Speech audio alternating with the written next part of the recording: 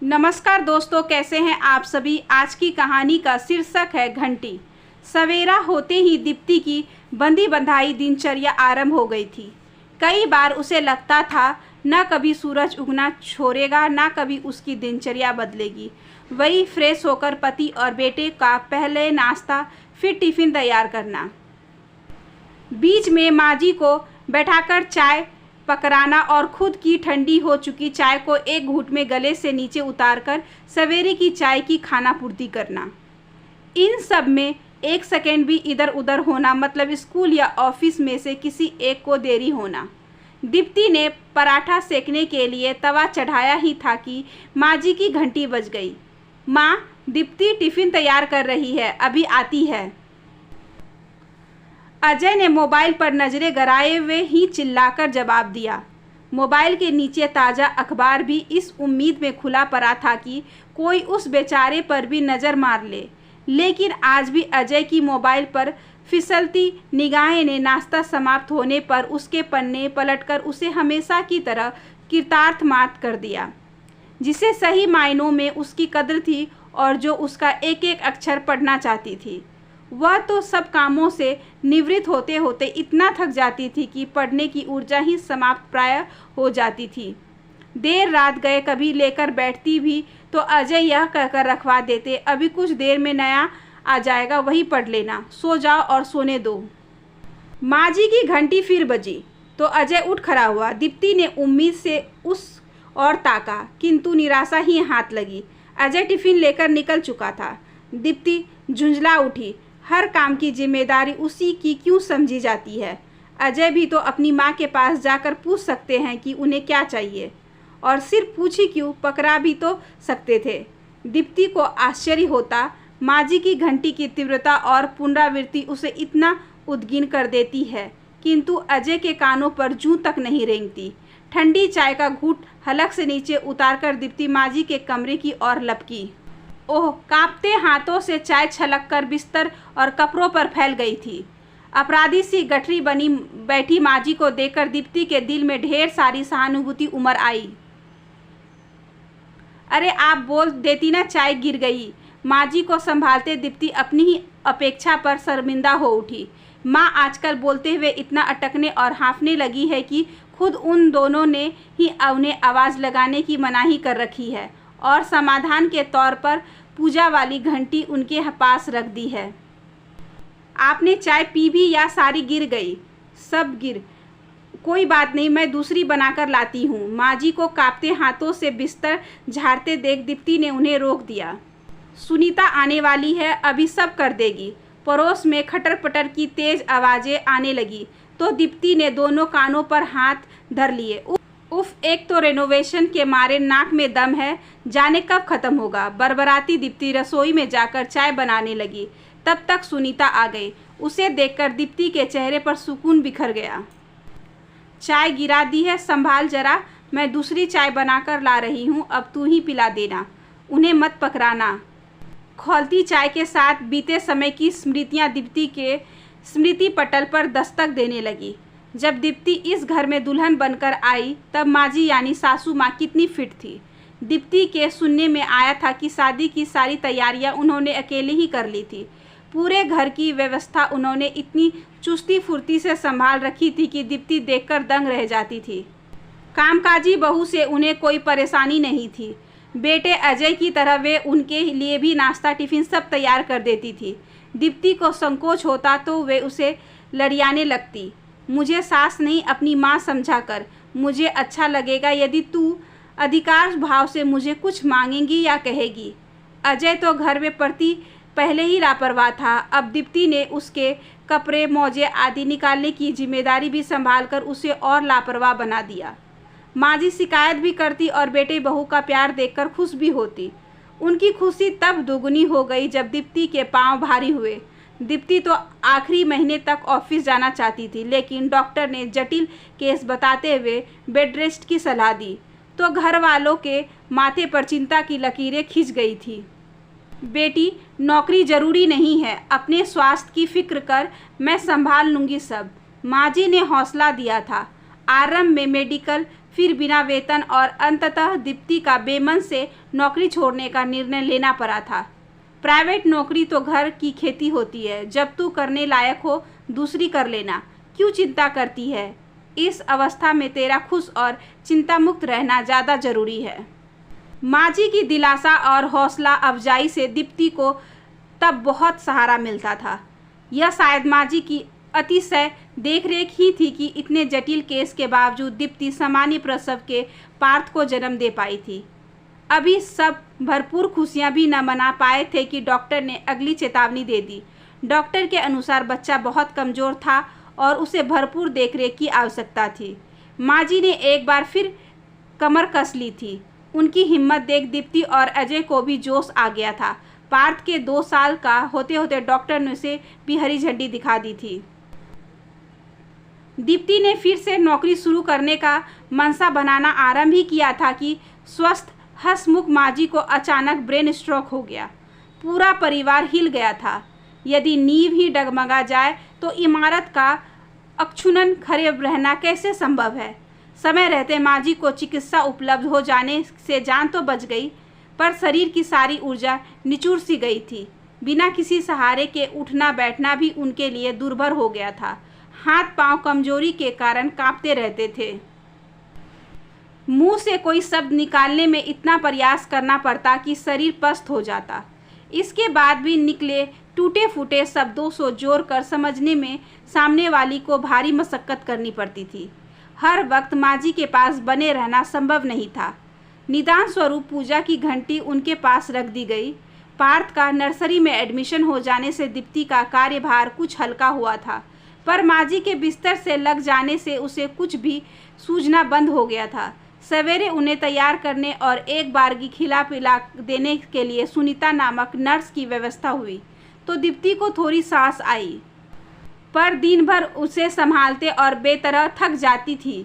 कभी माँ जी के हाथ से खाते हुए चम्मच छिटक जाता, कभी पानी का गिलास खाली, कभी बाथरूम जाने की हरारत, कभी ठंड तो कभी पसीना। दीप्ति को लगता घंटी आ जाने से माँ जी की अपेक्षाएं बढ़ गई है। घंटी उनके लिए भले ही राहत लेकर आई हो, दीप्ति के लिए तो सिरदर्द बन गई थी। सोते जागते उसके कानों में घंटी की आवाज़ ही गूंजती रहती।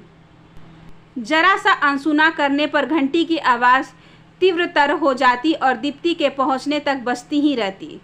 झुंझलाहट से भरी दीप्ति सोचने पर मजबूर हो जाती कि इतना मरियल शरीर जो कि करवट भी स्वयं नहीं ले पाता, एकाएक इतनी जोर से घंटी बजाने की ताकत कहाँ से जुटा लेता है। हालांकि यह झुंझलाहट कुछ पलों की ही होती थी। माँ जी के पास पहुंचकर उनकी ज़रूरत जानकर यह सहानुभूति में तब्दील हो जाती थी। एक बार तो माँ जी को फिर से हल्का स्ट्रोक आया हुआ था। डॉक्टर ने ऐसी आपातकालीन स्थिति के लिए एक टेबलेट दे रखी थी जो तुरंत उनके मुंह में रख देनी होती थी। माँ जी को अब ऐसे किसी खतरे का पूर्वाभास हो जाता था और वे तुरंत घंटी बजाकर दीप्ति को बुला लेती थी। इतनी सेवा शुश्रूषा के बाद भी माँ जी की स्थिति में कोई उल्लेखनीय सुधार नहीं हो रहा था, बल्कि स्वास्थ्य दिन प्रतिदिन गिरता जा रहा था। इसके साथ ही तबीयत पूछने वाले आने के रिश्तेदार की घर में आवाजाही बढ़ती ही जा रही थी। दूर दराज से माँ जी के भाई बहन, भतीजे भतीजियाँ आते, वे स्वाभाविक रूप से घर पर ही रुकते। दीप्ति का कार्यभार दुगुना तिगुना चौगुना तक हो जाता। परिस्थिति की नजाकत समझते हुए वह सब कार्यभार संभाले हुए थी। आज तड़के भी भोपाल वाले मामा मामी जी को नाश्ता करवाकर साथ खाना बंधवाकर रवाना करने के बाद दीप्ति को थकान के मारे चक्कर सा आने लगा था। आज सर्दी भी कड़ाके की थी। अजय और पार्थ का टिफिन तैयार कर वह फिर से रजाई में दुबक गई।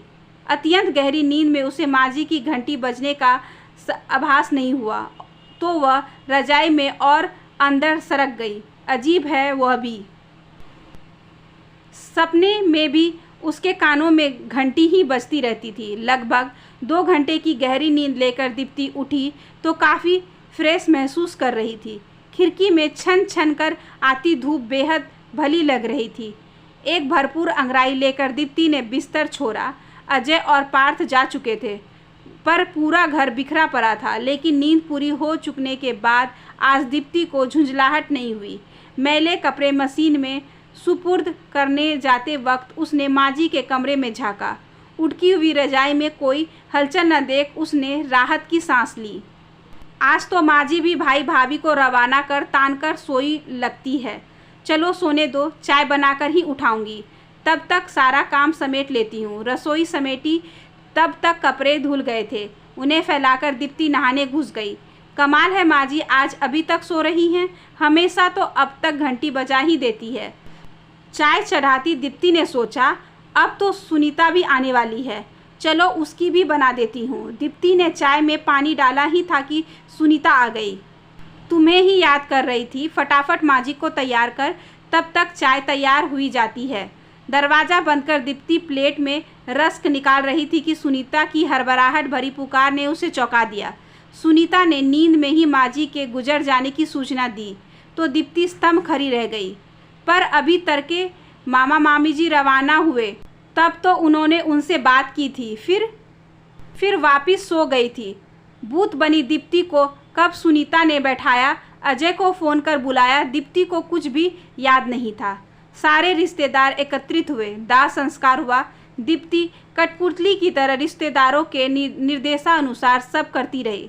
रिश्तेदार उसे ढाढ़स बंधाते, तुमने तो बहुत सेवा की उनकी, तुम्हारी वजह से ही इतने दिन और जी ली, वरना तो शरीर में शेष ही क्या रह गया था। प्रत्युत्तर में दीप्ति खोई सी उन्हें ताकती रहती। वह किससे कहे कि अपराध बोध का एक कांटा उसके सीने में गहरे तक धंस गया है, जो उसे न चैन से सोने देता है, न उठने देता है, न बैठने। क्या उस दिन गहरी नींद में उसने सचमुच माँ जी की घंटी की आवाज़ सुनी थी, या वह एक सपना मात्र था? यदि माँ जी ने सचमुच घंटी बजाई होती और उसने अनसुना किया होता, तो माँ जी और ज़ोर ज़ोर से तब तक घंटी बजाती रहती जब तक कि वह रजाई से छोड़कर उठ न जाती।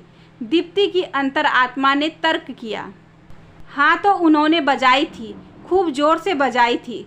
तुम ही घोड़े बेचकर सोती रही, उन्हें स्ट्रोक आया और सब खत्म। अंदर से दूसरी आवाज़ ने प्रतिकार किया, नहीं दीप्ति, अकेले में ही जोर से चिल्ला उठी। आसपास देखा, कोई भी तो नहीं था। आज सवेरे ही तो अंतिम रिश्तेदार कानपुर वाली मौसी जी रवाना हुई थी।